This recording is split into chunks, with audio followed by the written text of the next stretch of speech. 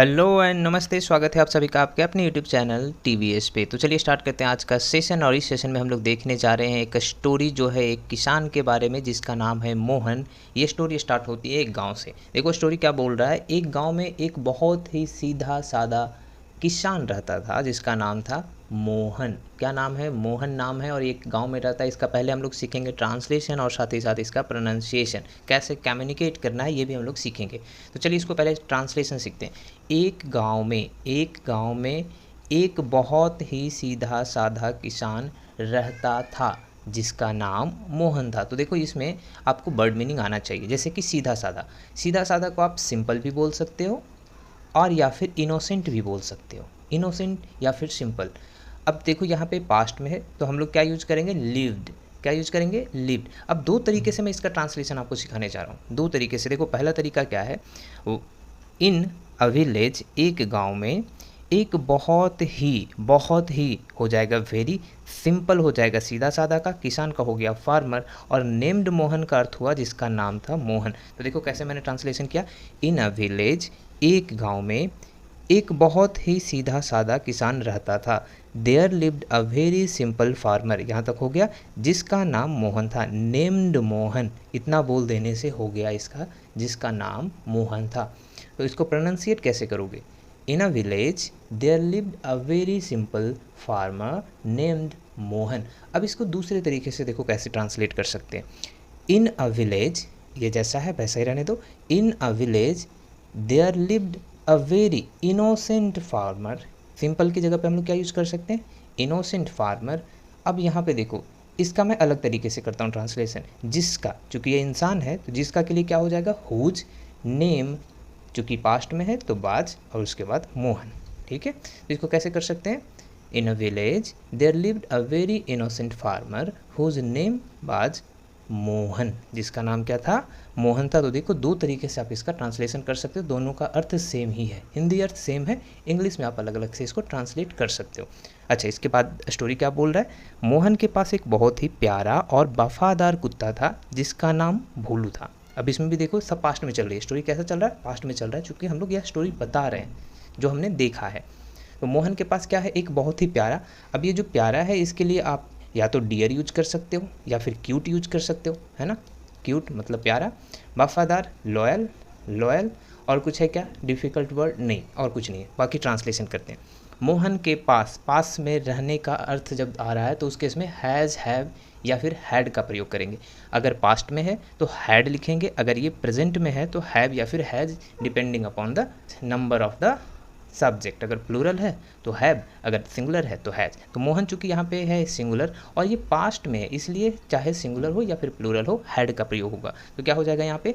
Mohan had, Mohan के पास था, एक बहुत ही अ वेरी, क्या? प्यारा, डियर या फिर क्यूट, जो भी आपको मर्जी है वो यूज करो। डियर एंड लॉयल, लॉयल का अर्थ होता है वफादार, डॉग, जिसका नाम क्या था? भोलू। नेम्ड भोलू, जैसे यहाँ पे नेम्ड मोहन रखा वैसे यहाँ पे नेम्ड भोलू। कैसे इसको प्रोनाउंसिएट करोगे? Mohan had a very dear and loyal dog named Bholu. ये देखो ये है भोलू और ये रहा मोहन। हमने यहाँ पे एक एआई जनरेटेड इमेज का मदद लिया है जिसमें भोलू को दर्शाया गया है और ये फार्मर जो है मोहन उसको दर्शाया गया है। अब देखो स्टोरी आगे क्या बोलता है कि जो भोलू है, ये जो वफादार कुत्ता है, वो अपना वफादारी दिखाएगा। भोलू हमेशा मोहन की मदद करता और खेत में उसके साथ काम करता था। खेत में उसकी मदद करता होगा कुछ ना कुछ। तो भोलू, स्टार्ट करते हैं यहाँ से। भोलू हमेशा, तो भोलू हमेशा, भोलू के लिए भोलू, चूँकि ये कैसा है? प्रॉपर नाउन, सो भोलू के लिए भोलू यूज करेंगे। हमेशा मतलब ऑलवेज, सो यहाँ पे क्या हो जाएगा? भोलू ऑलवेज, भोलू हमेशा क्या करता था? मदद करता। हेल्प्ड मोहन एंड, और क्या करता था? खेत में उसके साथ काम करता था। Work with him in the fields, work with him in the fields, चूँकि पास्ट में है इसलिए वर्कड यूज हुआ है। ठीक है, इसको प्रोनाउंसिएट कैसे करोगे? Bholu always help Mohan and worked with him in the fields, in the fields. आप जब तक प्रोनाउंसिएट नहीं करोगे, बोलोगे नहीं, आप बोलना नहीं सीख पाओगे, चाहे आप कितनी बार भी वीडियो देख लो। तो आपको प्रैक्टिस करना ही पड़ेगा। देखो आगे स्टोरी ये बोलता है कि ऐसा हुआ कि एक दिन मोहन के खेत में एक चोर घुस आया। एक दिन, तो एक दिन के लिए क्या हो जाएगा? वन डे, एक दिन का क्या करोगे? One day, one day Mohan के खेत में एक चोर घुस आया। क्या हुआ?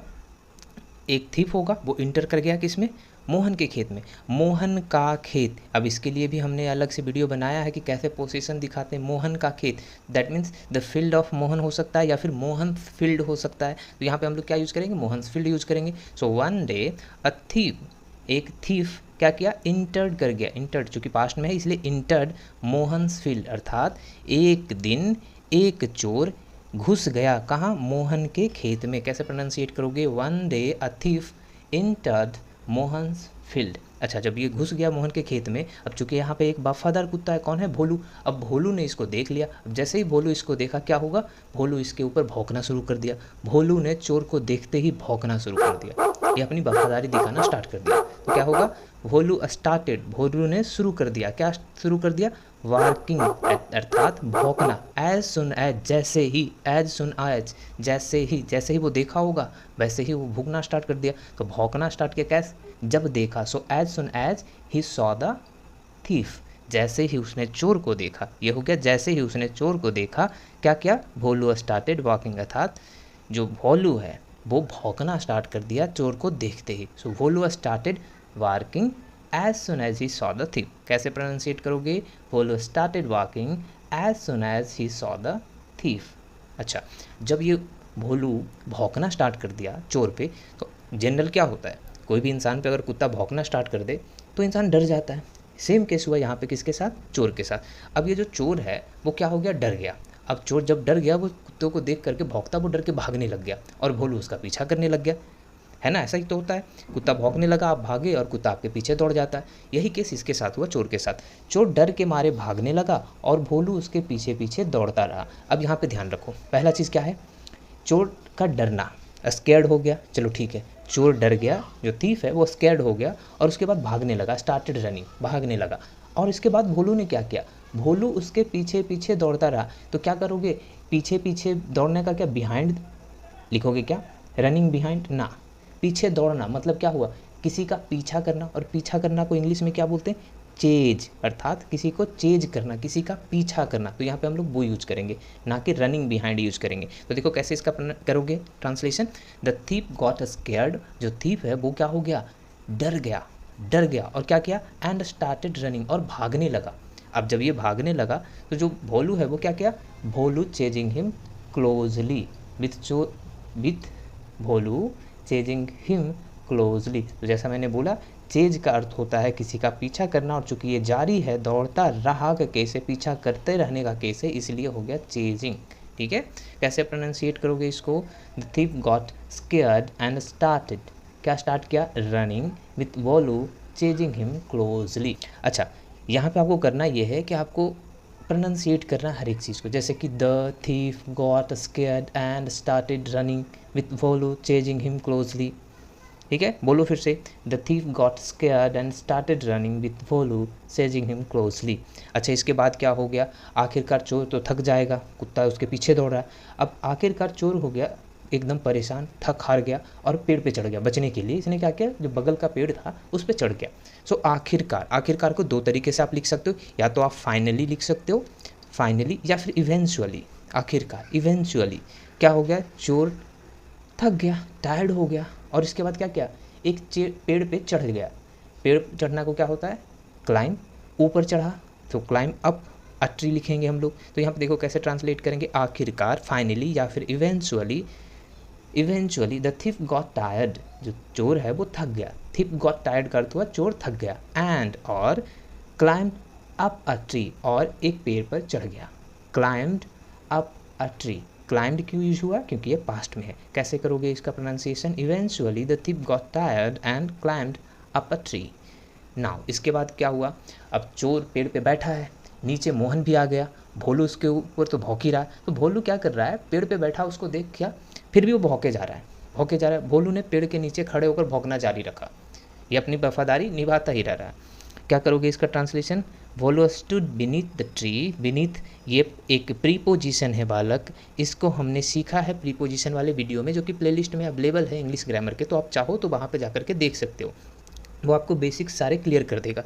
वो प्लेलिस्ट एक बार देख लेंगे, आपको एकदम सब कुछ क्लियर हो जाएगा। चलिए यहाँ पे वापस आते हैं। भोलू स्टूड बीनीथ द ट्री मतलब पेड़ के नीचे खड़े रहना, ठीक है। भोलू स्टूड बीनीथ द ट्री और उसके अलावा क्या कर रहा है वो, कंटिन्यूइंग टू वॉक, अपना भौंकना ये जारी रख रहा है, कंटिन्यूइंग टू वॉक। प्रोनाउंसिएट कीजिए इसको, Bholu stood beneath the tree continuing to walk.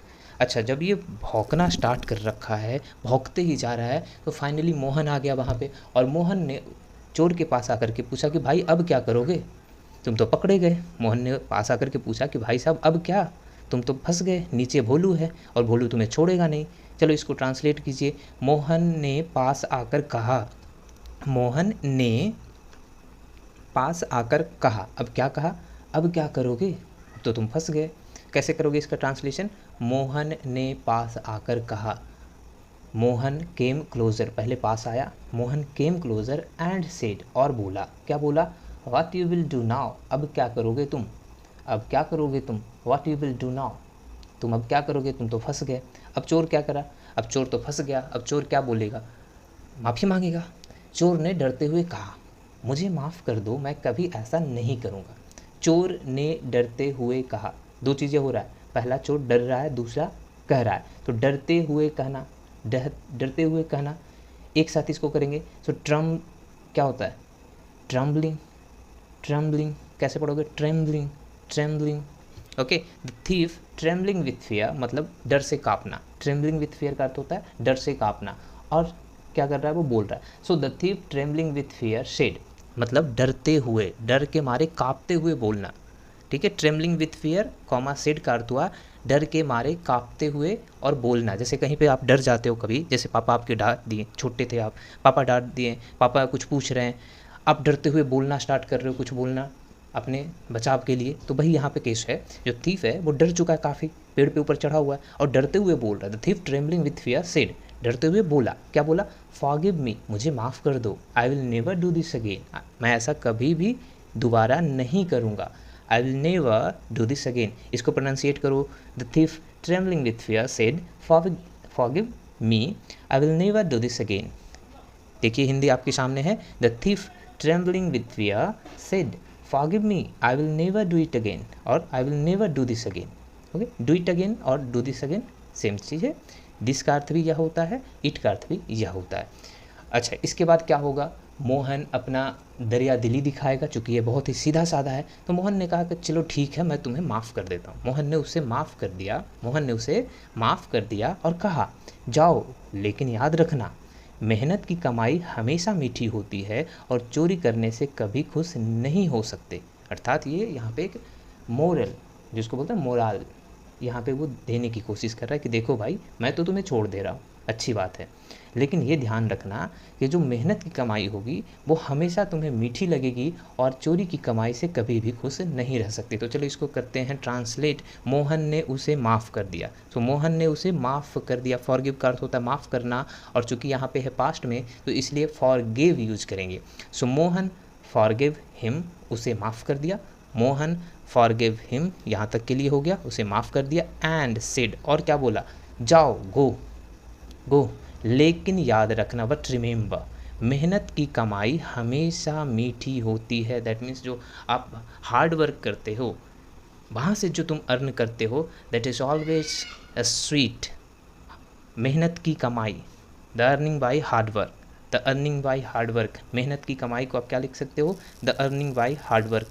अलग अलग तरीके से आप इसको क्या कर सकते हो, ट्रांसलेट कर सकते हो। इंग्लिश में आपके पास मल्टीपल ऑप्शंस हैं, है ना। एडवांस में जैसे जैसे जाते जाओगे आपके पास और भी ज़्यादा ऑप्शंस खुलते जाएंगे। चलिए यहाँ पे देखते हैं, Mohan forgive him and said, Mohan उसे माफ़ कर दिया और बोला, क्या बोला, गो, जाओ, बट रिमेंबर, लेकिन याद रखना, द ब्रेड अर्न, जो ब्रेड, यहाँ पे रोटी की बात हो रही है कि जो तुम कमाओगे, एक सेंस में बोला जा रहा है, या फिर सिंपल यहाँ पे अगर बोला जाता द मनी और द ब्रेड, द वीट, कुछ भी आप यहाँ पे लगा सकते हो। यहाँ पे सिंपली ये कहने की कोशिश की जा रही है मेहनत की कमाई, ठीक है, मेहनत की कमाई। So go but remember the bread earn by hard work is always sweet, मतलब जो मेहनत की कमाई होती है वो हमेशा मीठी होती है, हमेशा मीठी होती है। You can never be happy bye stealing, तुम कभी भी खुश नहीं हो रह सकते, कैसे, चोरी करके। कैसे करोगे pronunciate, Mohan forgive him and said go but remember the bread earned bye hard work is always sweet you can never be happy bye stealing, तुम कभी भी चोरी से खुश नहीं रह सकते। तो यहाँ पे ये स्टोरी होती है समाप्त। आप यहाँ से कुछ सीखे हो तो वीडियो को लाइक करते जाना। अगर आपका कुछ सजेशन है तो आप यहाँ पे कमेंट बॉक्स में हमें सजेस्ट कर सकते हो, या फिर अगर कोई टॉपिक पे आप वीडियो चाहते हो तब भी आप यहाँ पे सजेस्ट कर सकते हो। साथ ही साथ टेलीग्राम का लिंक यहाँ पे दिया हुआ है डिस्क्रिप्शन बॉक्स में, अगर आप चाहते हो इसका PDF डाउनलोड करना तो हमारे टेलीग्राम चैनल से जुड़ सकते हो। Thank you for watching, have a great day. जय हिंद, जय भारत।